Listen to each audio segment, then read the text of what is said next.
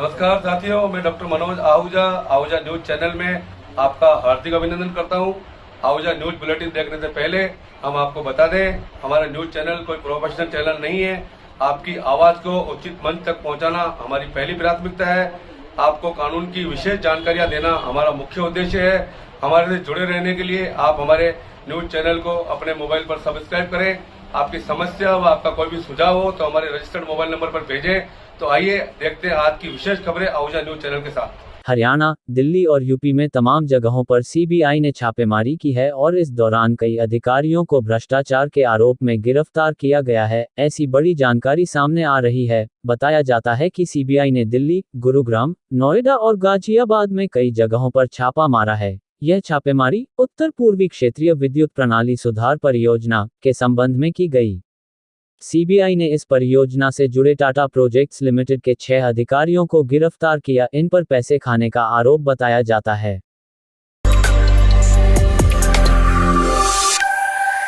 भिनाय तहसीलदार रामकिशोर जांगीर ने आज जनसुनवाई करते हुए ग्राम पंचायत एकलसिंगा, बडली, बडगांव, कनेई कला में जनसुनवाई की।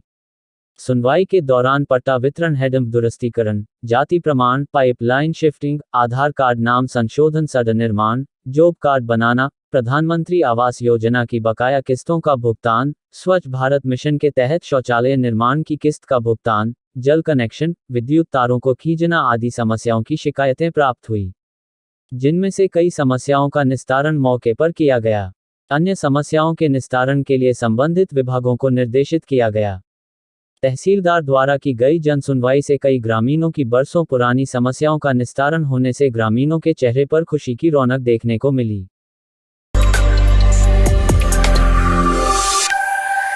राजस्थान हाईकोर्ट जयपुर बेंच के न्यायाधीश बीरेंद्र कुमार ने जयपुर के बजाज नगर थाने के सीसीटीवी कैमरा रिकॉर्ड न्यायालय में उपलब्ध न कराने के मामले में पेश अवमानना याचिका की सुनवाई करते हुए राज्य सरकार के प्रमुख गृह सचिव और पुलिस महानिदेशक मुख्यालय को सुप्रीम कोर्ट के 3 जजों की बेंच द्वारा जारी समस्त राज्यों की सरकारों को जारी निर्देश की पालना के क्रम में राज्य सरकार द्वारा किए गए प्रयासों की रिपोर्ट पर्सनल एफिडेविट पर लिखित में जवाब 4 अगस्त को व्यक्तिश उपस्थिति के साथ पेश करने के आदेश जारी किए।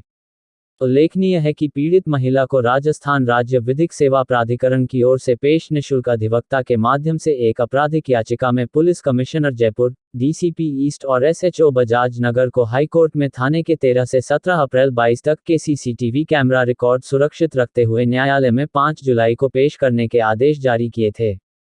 न्यायिक आदेश की पालना नहीं होने पर अवमानना याचिका की सुनवाई करते हुए न्यायालय को डीसीपी ईस्ट जयपुर और एसएचओ बजाज नगर व्यक्तिश उपस्थित होकर लिखित जवाब में बताया कि थाने में जो सीसीटीवी कैमरे आम जनता के सहयोग से लगाए गए हैं उनकी स्टोरेज क्षमता 32 घंटों की है, इसलिए न्यायालय में इस घटना से संबंधित रिकॉर्ड उपलब्ध नहीं कराए जा सकते।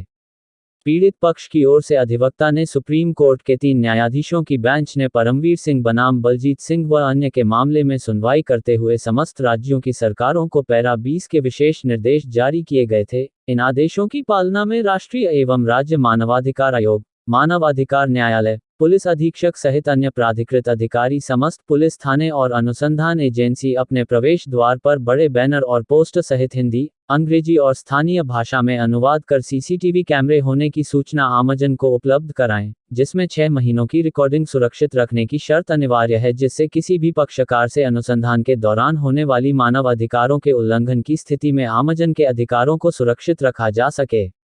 पक्षकार की ओर से इस जवाब से संतुष्ट होकर न्यायालय ने प्रमुख गृह सचिव और महानिदेशक मुख्यालय को व्यक्तिगत शपथ पत्र पर इस आदेश की पालना में राज्य सरकार द्वारा उठाए गए कदमों का विवरण 4 अगस्त को व्यक्तिश उपस्थित होकर पेश करें। राजस्थान पब्लिक सर्विस कमीशन ने एनालिस्ट कम प्रोग्रामर डिप्टी डायरेक्टर के 48 पदों की भर्ती हेतु विज्ञापन दिया और प्रतियोगी परीक्षाएं आयोजित की ली। प्रतियोगी और उनमें फेल होने पर भी नियुक्तियां दी तथा जो पात्र नहीं थे उनको भी नियुक्तियां दी, और एक प्रकरण में तो जनरल कैंडिडेट के रूप में परीक्षा दी, परीक्षार्थी फेल हो गया, उसके पश्चात उसको ओबीसी कैटेगरी में नियुक्ति दे दी। जब इस बात की जानकारी हुई तो याचिकाकर्ता ने सूचना के अधिकार के तहत सूचनाएं प्राप्त की। उसके पश्चात में मुख्य सचिव राजस्थान सरकार, प्रमुख सचिव सचिव सूचना व प्रौद्योगिक विभाग सचिव Rajasthan public service commission DGP भ्रष्टाचार निरोधक विभाग तथा जिन लोगों ने फर्जी तरीके से नौकरी प्राप्त की उनको नोटिस दिया, लेकिन ना तो आरपीएससी और ना भ्रष्टाचार निरोधक विभाग ने कोई कार्यवाही की। याचिकाकर्ता ने राजस्थान हाई कोर्ट में याचिका पेश की और हाई कोर्ट ने उस याचिका को यह कहकर डिसाइड कर दिया कि संबंधित विभागों को रिप्रेजेंटेशन देवे और यदि रिजिबल समय पर रिप्रेजेंटेशन तय नहीं किया जावे तो दोबारा याचिका लगाने की अनुमति दी। याचिकाकर्ता रोहिताश सारस्वत ने अधिवक्ता पूनमचंद भंडारी के जरिए नोटिस भेजा, लेकिन कोई कार्यवाही नहीं हुई। तब राजस्थान उच्च न्यायालय में दोबारा याचिका पेश की गई और उस पर बहस करते हुए भंडारी ने बताया कि उपनिदेशक पदों पर सीधी भर्ती आरपीएससी के द्वारा करवाई गई, जिसमें भारी अनियमितताएं हुई हैं। एल भर्ती में एक अभ्यर्थी श्रीमती मुनेश लांबा जो प्रतियोगी परीक्षा में फेल हो गई थी को नियुक्ति दी गई। इसी प्रकार पराग कच्छावा नाम के प्रतियोगी ने जनरल कैटेगरी में परीक्षा दी थी और परीक्षा परिणाम में उसे फेल घोषित कर दिया गया था, लेकिन उसके पश्चात को नियम विरुद्ध ओबीसी मानते हुए नियुक्ति दे दी गई। इसी प्रकार कुछ अन्य अभ्यर्थियों मनीष भाटी, पवन ननकानी, योगेंद्र कुमार तथा शीतल अग्रवाल को पूर्णत फर्जी अनुभव पत्रों के आधार पर नियुक्तियां दी गई। मनीष भाटी ने एक कंपनी में कार्य करना बताया, जबकि उसी अवधि में वो एक कॉलेज में पूर्णकालिक अध्यापक थे। इसी प्रकार योगेंद्र कुमार रेलवे में डीजल विद्युत में कार्य करता था, जब उसने इसका अनुभव बताया। पवन ननकानी ने एक ऐसे सॉफ्टवेयर पर 5 वर्ष का अनुभव बताया जो उसके द्वारा नहीं बनाया गया था बल्कि विभाग द्वारा खरीदा गया था। एवं शीतल अग्रवाल ने अपने आप को सॉफ्टवेयर डेवलपर बताया, जबकि वो मोहनलाल सुखैया यूनिवर्सिटी में पढ़ाती थी।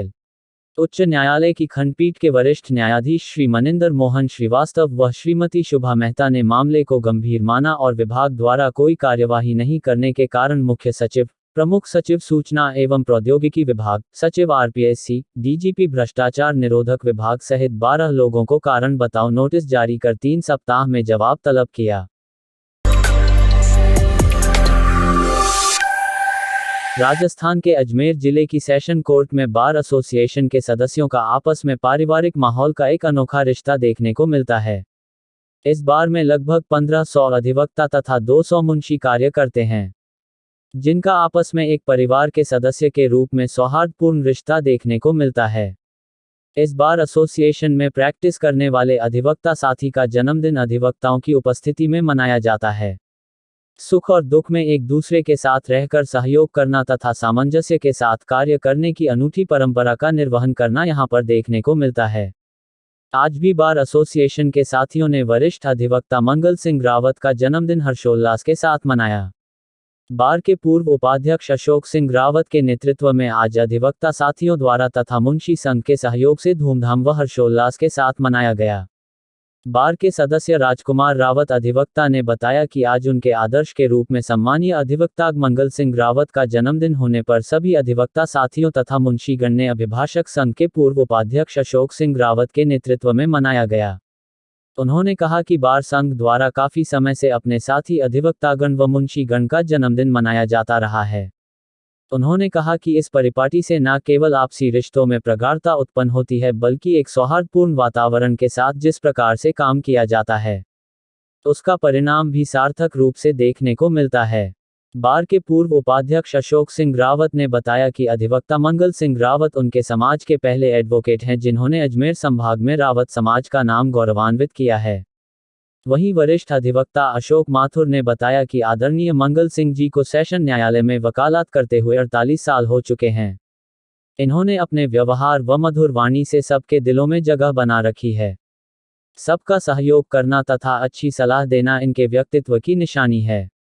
जन्मदिन समारोह में एडवोकेट अशोक माथुर, अशोक सिंह रावत, जय बहादुर माथुर, डॉक्टर मनोज आहूजा, राजकुमार रावत, यश सिंह रावत, गगन वर्मा, मोहित गांधी, इमरान खान, शक्ति रावत, राजेंद्र रावत, टीकम रावत, कमलेश मंडोलिया, अनिल सोनी, राजेंद्र डूडी, प्रमिला शर्मा, सुनील दत्त, कुणाल शर्मा, आफाक अली, राकेश भट्ट, प्रणपाल सिंह अधिवक्ता व मुंशी मौजूद रहे।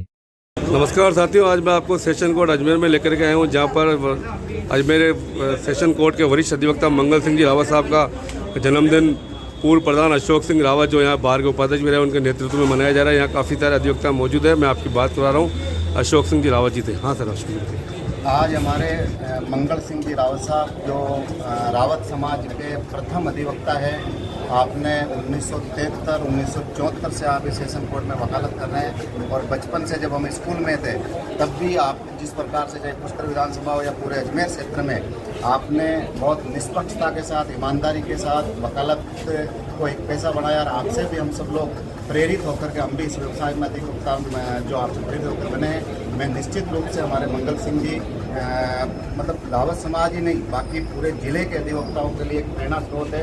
और आपने जो मार्ग हमेशा जो बताया कि चाहे किसी भी प्रकार से आप इस प्रोफेशन के साथ न्याय करें, ईमानदारी से इसमें आप लगे रहे, निश्चित रूप से इस क्षेत्र में बहुत आगे बढ़ा जा सकता है। ये हमने आपसे सीखा है। आपको हम सभी अधिवक्ताओं की ओर से आपके उत्तम स्वास्थ्य की हम मंगल कामना करते हैं। आपको बहुत बहुत बधाई और शुभकामनाएं देते हैं। जिस प्रकार से आज सभी भाइयों ने आपका केक काट करके और जो बड़े उत्साह के साथ जन्मदिन मनाया, और हमारे भाई मनोज जी आहूजा आप भी आज इस मौके पर यहाँ पधार करके जिस इस कार्यक्रम को इस बधाई एक नई बड़ी खुशी का माहौल है। मैं आपको पुनः बधाई देता हूँ। आदरणीय मंगल सिंह जी, आपको आज ये जन्मदिन जो मनाया जा रहा है कैसा महसूस हो रहा है आपको? आज मैं प्रफुल्लित महसूस कर रहा हूँ। आप सब लोगों ने मिलकर बनाया है और इसके लिए मैं आप सबको बहुत बहुत धन्यवाद देता हूँ, आपका साधुवाद करता हूँ कि आपने मुझे इस अवसर पर ये सम्मान दिया।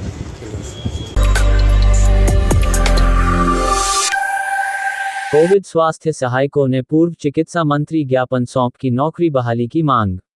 केकेडी कोविड स्वास्थ्य सहायकों की नौकरी बहाली की मांग को लेकर गुरुवार को सैकड़ों कोविड स्वास्थ्य सहायकों ने यहां अजमेर मार्ग पर पूर्व चिकित्सा एवं स्वास्थ्य मंत्री डॉक्टर रघु शर्मा को ज्ञापन सौंपा। ज्ञापन में कोविड स्वास्थ्य सहायकों ने बताया कि कोरोना संकट में अपनी जान की परवाह किए बगैर कोविड स्वास्थ्य सहायकों ने कार्य किया था। साथ ही वैक्सीनेशन से लेकर सर्वे सहित अन्य कार्यों में भी कोविड स्वास्थ्य सहायकों ने महत्वपूर्ण भूमिका निभाई, मगर राज्य सरकार द्वारा 31 मार्च 2022 को उनकी सेवाएं निरस्त कर दी गई तथा तब से ही जयपुर में शहीद स्मारक पर गांधीवादी तरीके से धरना प्रदर्शन दिया जा रहा है। उन्होंने ज्ञापन के माध्यम से कोविड स्वास्थ्यकों का पदनाम नर्स ग्रेड द्वितीय कर संविदा कैडर 2022 में शामिल किया जाए। साथ ही उनकी सेवाएं 01 अप्रैल 2022 से उन्हें नियमित मानी जाए तथा उन्हें योग्यता के अनुसार सम्मानजनक वेतन दिया जाए। ज्ञापन सौंपने के दौरान कोविड स्वास्थ्य सहायक जिला अध्यक्ष अजमेर नरेंद्र सुवालका, जिला कोषाध्यक्ष रविंद्र कुमावत, जिला मीडिया प्रभारी दिनेश सिंह गुर्जर, पुष्कर अध्यक्ष महेंद्र सिंह शेखावत, केकेडी उपाध्यक्ष महेंद्र रैगा, सरवार अध्यक्ष बिलाल खान, हरीश झारोटिया, संजय, संदीप, मुरली, मनोज, शिवराज, बनवारी, हरिराम, तोशिफ, निर्मला, विमला, माया, गायत्री, सुमन आदि मौजूद थे।